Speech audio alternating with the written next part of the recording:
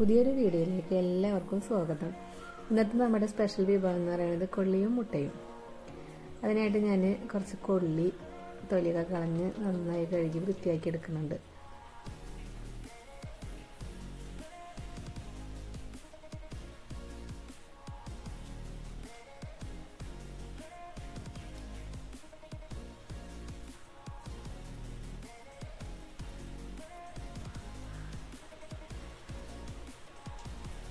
ഇനി നമുക്കിതിനെ ചെറിയ പീസസ് ആക്കി മുറിച്ച് ഒരു കുക്കറിലേക്ക് ഇട്ട് കൊടുക്കാം.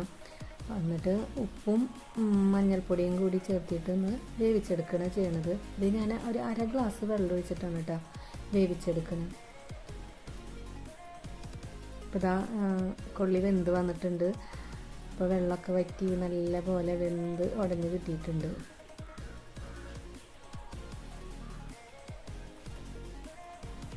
ഇനി ഇത് നീക്കി വെച്ചിട്ട് അടുത്തതായിട്ട് നമുക്കൊരു പാൻ വെച്ച് അതിൽ കടുക് പൊട്ടിച്ചെടുക്കണം. ആദ്യം തന്നെ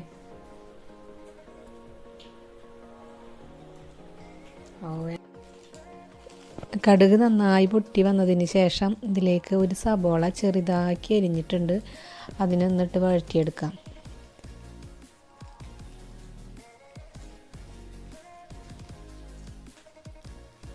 അതിൻ്റെ ഒപ്പം തന്നെ ഒരു 6 അല്ലി വെളുത്തുള്ളി, അതേപോലെ ഒരു ചെറിയ പീസ് ഇഞ്ചി, പച്ചമുളക് ഇതും കൂടി ഇട്ടിട്ട് നന്നായിട്ടൊന്ന് വഴന്ന് വരട്ടെ.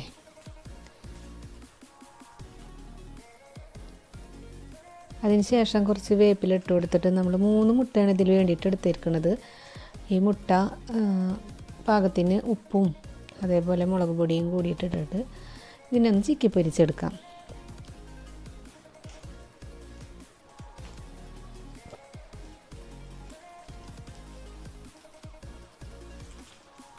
നന്നായി ചെറിയ പീസൊന്നും ആവണ്ട, മുട്ട കുറച്ച് വലിയ കഷ്ണത്തോടെ തന്നെ കിടന്നോട്ടെ.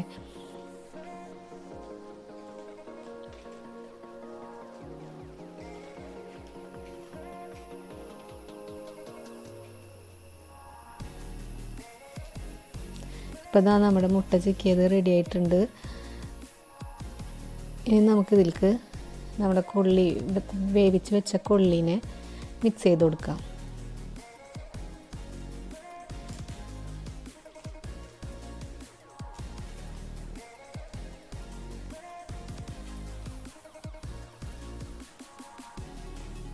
പിന്നെ നമ്മൾ കൊള്ളി വേവിക്കുമ്പോൾ കുറേ വെള്ളം ഒഴിച്ചിട്ടൊന്നും വേവിക്കേണ്ട.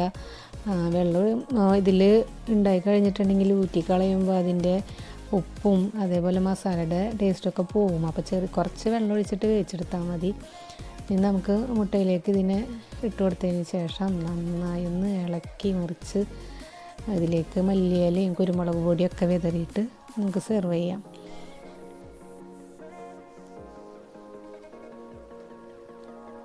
തട്ടുകടയിലൊക്കെ പോയിട്ട് നമുക്ക് കഴിക്കുന്നതിനേക്കാൾ എളുപ്പമായിട്ട് നമ്മുടെ വീട്ടിലിപ്പോൾ വളരെ സുലഭമായിട്ട് കൊള്ളി കിട്ടുന്നുണ്ട്. അപ്പോൾ ഇതുപോലെയൊക്കെ ഒന്ന് ട്രൈ ചെയ്ത് നോക്കാം. എല്ലാവരും അഭിപ്രായങ്ങളൊക്കെ അറിയിക്കാം.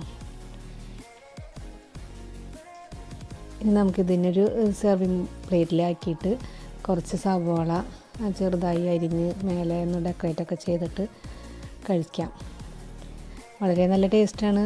എല്ലാവരും ട്രൈ ചെയ്ത് നോക്കുക, അഭിപ്രായങ്ങളൊക്കെ അറിയിക്കുക. അതോടൊപ്പം തന്നെ ചാനൽ സബ്സ്ക്രൈബ് ചെയ്യാതെ കാണുന്നവരുണ്ടെങ്കിൽ സബ്സ്ക്രൈബും കൂടി ചെയ്യുക. Okay, thank you.